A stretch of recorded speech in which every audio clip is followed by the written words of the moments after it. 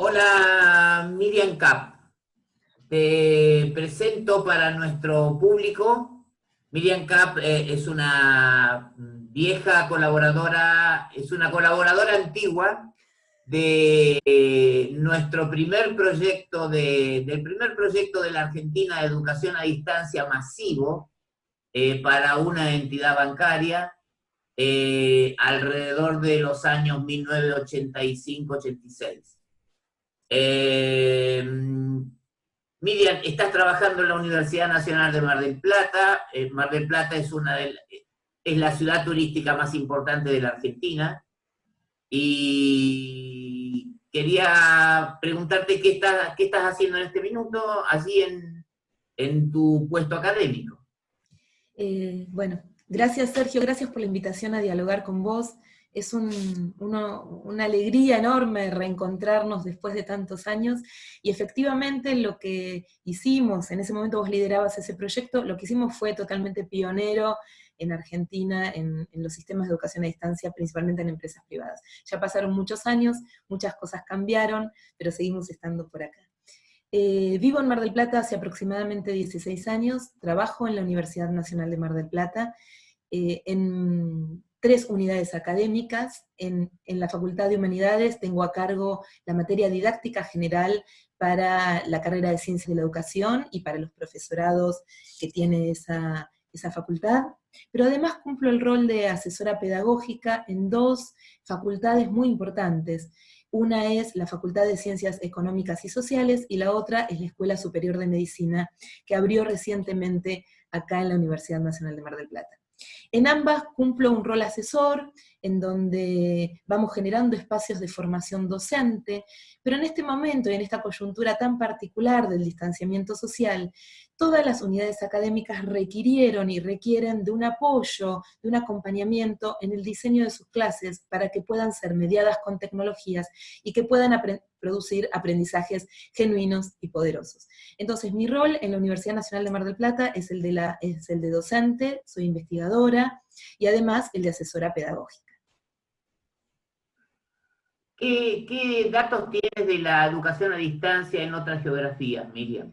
Bueno, es una pregunta muy interesante porque, como sabrás, en estos últimos años, un proyecto de educación a distancia que tuvo su origen en los años 60 o 70 en la región, con los recursos tecnológicos actuales cambió drásticamente.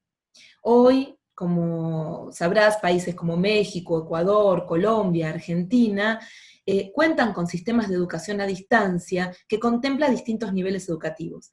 El nivel más preponderante donde el sistema de educación a distancia tiene vigencia es en el nivel superior, universitario o no universitario, pero estas fronteras se extienden hacia el pregrado, el grado y posgrado.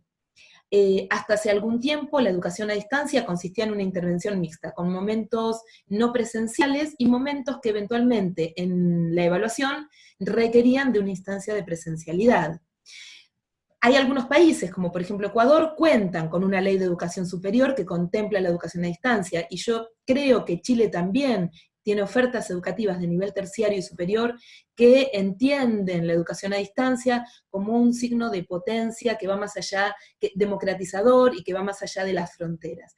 En Argentina hoy hay un 80% de las universidades nacionales que tienen una oferta reconocida de educación a distancia, tanto en el pregrado, en el grado como en el posgrado. Y en estos días, ayer mismo, se estuvo discutiendo la posibilidad también de incorporar a esta legislación a la educación secundaria, que actualmente en Argentina no está legislada, pero de hecho está sucediendo por el distanciamiento social. Entonces, escuelas de nivel secundario que tuvieron que rediseñar todas sus prácticas presenciales, hoy tienen que garantizar una enseñanza genuina, poderosa y de calidad a estudiantes de nivel medio, y esto necesita un anclaje normativo también. Lo que me parece interesante, para finalizar con esta pregunta que me hacías, lo que me parece interesante en la región, en estas otras geografías, es que cada vez más las propuestas de educación a distancia producen fuertes interactividades sincrónicas, es decir, permiten la participación activa de los estudiantes en tiempo real, lo cual no requiere, en este contexto, de una presencialidad física. Miriam, quería comentarte que con el tema de la pandemia que nos afecta a todos, aquí en Chile los niveles docentes de básica, de preescolar, básica y media, se han encontrado sin anestesia y de golpe con la necesidad de un pasaje violento y sin antecedentes a modelos de educación a distancia, con harto estrés de los alumnos, de los padres y de los propios docentes. ¿Qué está pasando en la Argentina con este tema, en ese nivel? Bueno, en el nivel medio en Argentina existen fuertes brechas institucionales y locales en cuanto a la conectividad y el acceso a las nuevas tecnologías. Y en mucho depende de estas brechas el tipo de resolución que cada institución haga para poder tramitar este pasaje de la educación presencial a la educación a distancia forzosa. Las escuelas en este momento que disponen de conectividad están trabajando con una estructura didáctica pensada para no enviar materiales como PDFs sin explicación, es decir, hay una estructura didáctica y pedagógica que lleva mucho trabajo, mucho esfuerzo, que está abrumando mucho a los docentes, es cierto, pero que está pensada para generar aprendizajes genuinos. Es decir, yo creo que acá la cuarentena no está acotada a las guías de estudio, y eso es algo muy interesante, porque hay un diálogo permanente entre el estudiante y el docente, donde se va acompañando al estudiante en función de las comprensiones que deben adquirir. Quedé pensando en lo que estabas diciendo, porque aquí todavía no se ha llegado a ese nivel, todavía aquí se usa mucha guía de estudio.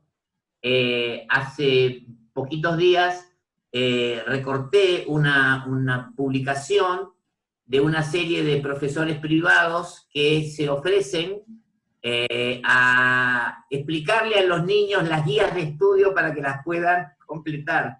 Es que es inusitado. En realidad somos los docentes los que nos deberíamos encargar del hecho de que nuestros estudiantes tienen que comprender un conocimiento complejo, no un contenido particular. Hay que empezar a cambiar esa perspectiva también. No se trata del contenido, se trata de la complejidad del conocimiento que nuestros estudiantes se tienen que apropiar.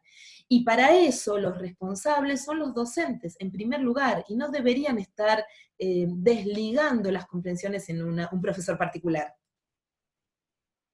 Claro, lo que pasa es que para eso el docente tiene que tener acceso a una capacitación que le permita hacer la traducción de la educación presencial a la educación a distancia. Y ahí va mi siguiente pregunta. ¿Cuáles para ti son los requisitos básicos para hacer el pasaje, la traducción básica, la mínima, elemental, entre las prácticas de educación presencial a las prácticas de educación a distancia? ¿Cómo son los requisitos mínimos? Bueno, en primer lugar, primero pensar que no son propuestas cerradas como en una caja curricular, como en las MOOC, que son esos sistemas de educación a distancia que se pueden repartir para cualquiera. Entonces, la primera cuestión para poder diseñar algo que produzca genuinos aprendizajes en la educación a distancia, tiene que estar relacionada con el contexto donde yo voy a diseñar mi práctica. Eso es muy importante, parece un detalle menor, a veces no se tiene en cuenta, pero tenemos que entender comunicativamente quién es mi interlocutor. Entonces tengo que empezar a pensar en buenas propuestas de enseñanza generadas para estos estudiantes particulares. Hay que trabajar, me parece, en la línea de la inteligencia colectiva, que ya Pierre Levy desarrolló mucho y hace muchos años, y del concepto de humanidad aumentada, siguiendo también a Eric Sadin o Alessandro Barico, que implica incorporar la idea de que no se acaba todo dentro del aula y que hay un mundo por fuera, más allá de lo que sucede dentro de las escuelas. Incorporando esta idea también, vamos a entender que nuestros estudiantes aprenden mucho más de manera informal en los medios y en las redes que dentro de las escuelas. La otra cuestión es empezar a trabajar en el codiseño y en el trabajo interdisciplinario. Codiseñar quiere decir diseñar con otro, es decir, diseñar con otro docente o diseñar incluso dándole la voz a nuestros estudiantes.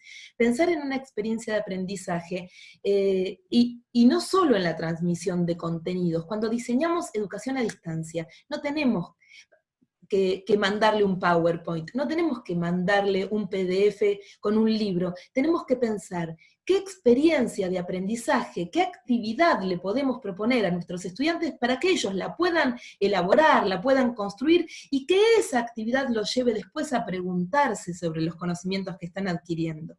Después, otra de las cuestiones que me parecen importantes es reconocer la heterogeneidad cognitiva, afectiva, social, que en un sistema de educación a distancia tal vez es mucho más importante que en la presencialidad se da, ¿no? Uno lo ve, charlamos, en un sistema de educación a distancia, esta heterogeneidad debe ser contemplada en el diseño de un buen material, de una estructura amigable, algo que recupere el vínculo pedagógico, pero también el vínculo, el diálogo.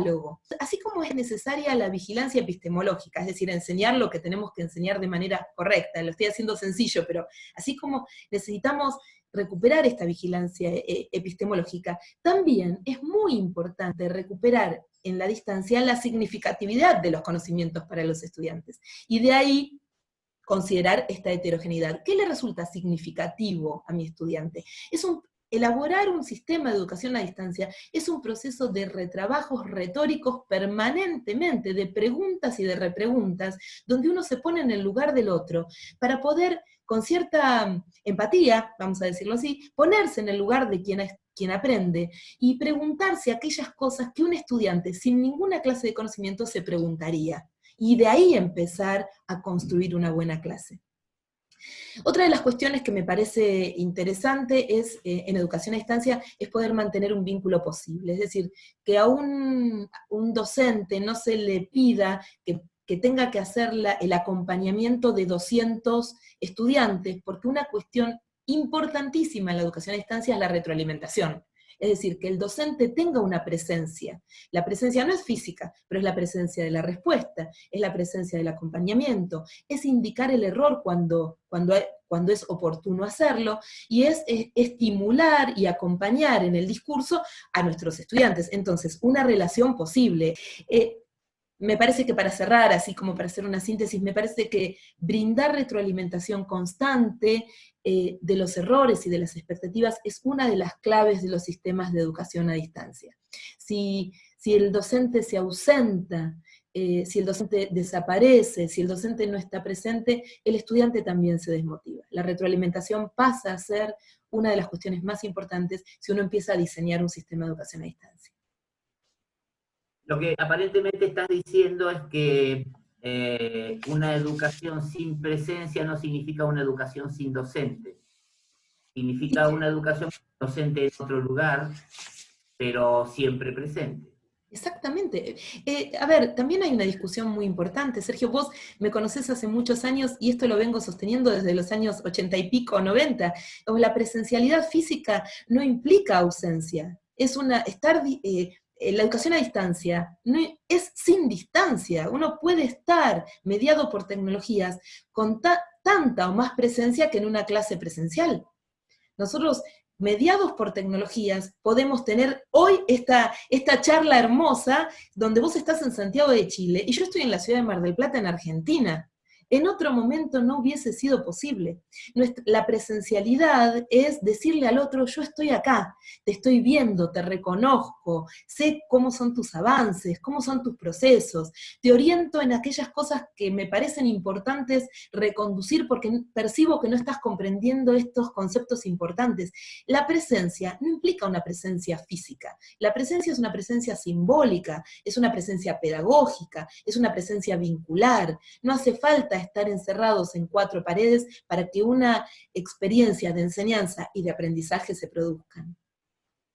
Miriam, te agradezco infinitamente y te comprometo a poder producir cápsulas de contenidos orientados al mundo de la educación y orientados al mundo de la empresa. Intentaré rescatarte para este lugar del continente. Muchas gracias y hasta pronto. Gracias a vos, Sergio. Muchísimas gracias por esta invitación. Fue un placer para mí.